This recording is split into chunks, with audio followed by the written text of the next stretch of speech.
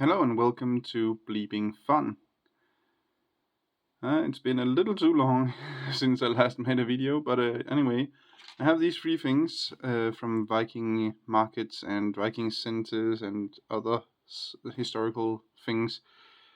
I think it's gonna be the last three things for a little while because it's not cheap, but also because it was the last for this time around. There might be one more thing in a couple of weeks, but except that, I don't think there's gonna be much more of Viking stuff until the new year. So I thought I could just as well show these, since there is still a while for a chance to buy some more.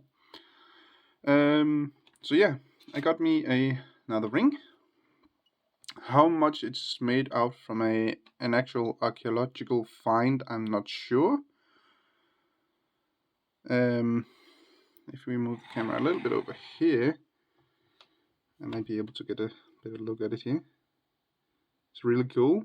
To be honest, I'm not sure if it's supposed to be serpents or dragons. I like the idea of it being serpents though, but not entirely sure.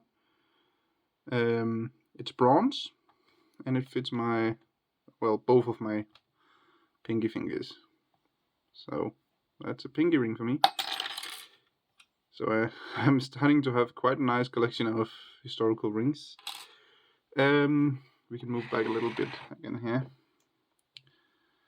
I need some new light at this table, but that's what I got right now. I also bought these two. Some of you might already know what they are.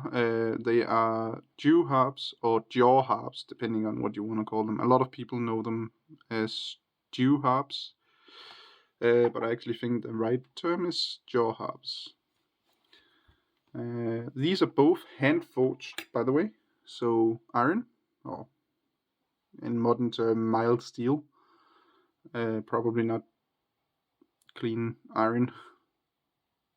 And you can already see this one have a little bit of rust on it. So I actually need to treat that and give it some food oil. And that's because these are actually going into the mouth when you play them. This one doesn't seem to have any rust yet. But I definitely have to treat this one. I think it's because it has been in a little colder room than the other one. That it have gotten a little bit of rust there. But they're actually pretty fun. I have not learned to play them, but I know how to play them. I don't know any songs or melodies or anything, but we can see if you can get some sound off them.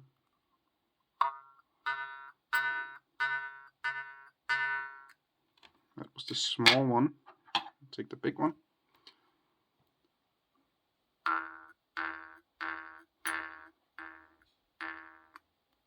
You can alter the sound by inhaling or exhaling as you sorry about that, as you play them. And what you basically do is you hold the ring here, and of course the spring there have to be outwards. Some of them come with this thing, which is actually a little irritating in my mind, and some of them doesn't, and it depends on who made them and so. But these come with these. You can get some modern ones at least without that, what's cut off. So you hold this with your your middle finger and your thumb. That's at least how I learned it. And you put your index finger on the top here, or you can put it. You don't have to use that, but I like to keep it there. And then you don't hold this in between your lips. You put the back here all the way up against your teeth, and it's quite important that you actually press them against your teeth.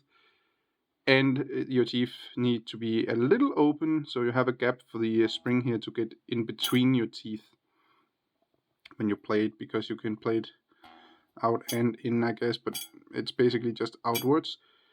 But it will spring back in between your teeth, so that can hit your teeth if you don't have the right gap. So I suggest the first time, until you find the right way, don't hit too hard on this. Just try a little bit and see if it hits your teeth, and then adjust.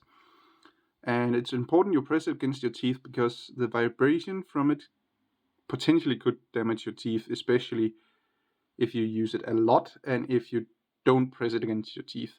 It will vibrate a lot more against your teeth if you don't press it against them. I don't use them much. I just think they're funny little things, especially because they're hand forged. The big one, mainly I keep that at home. This one I will have with me on Viking markets. I have a friend that I sometimes go out other places than markets, and show off some Viking stuff, and we fight a little bit and talk about warfare and other things as well. And when you're sitting there at a table for 8 hours, we have to have some fun, right? So he actually have some of these. I actually think he have one in the middle of these two, that are between these two sizes. I believe, if I remember it right, he didn't really like the small one that much, and I think the other one is a little smaller than this one, but except that it's the same instrument. But if you could hear when I played them just before, they sound different. This is a little deeper, and that is a little lighter sounding. But yeah, I just think the small one here is pretty cool, because it's nice and small and compact and handy. You can have this in a pocket. I will have it in a belt pouch, because that's what I have when I'm a Viking. But yeah, but they're funny little instruments. Anyway, didn't need 7 minutes to show those. But anyway, I hope you enjoyed the video. Thanks for watching, and have a great day.